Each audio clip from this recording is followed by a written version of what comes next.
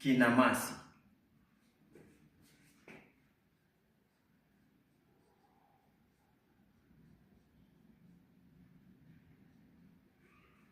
Damu ile ambayo huwa inachimbwa chini ili kusaidia jamii katika kuwe na uwepo wa maji. Damu tunaita bwawa.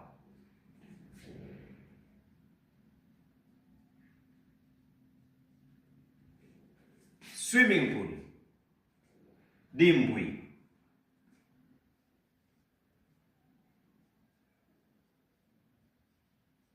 Mara nyingi bwawa na dimbwi ni mamoja, ni kaka na dada. Kwa hivyo wakati mwingine utapata swimming pool na damu katika vitabu vingine, labda wale wasomaji, utapata bwawa imeitwa swimming pool.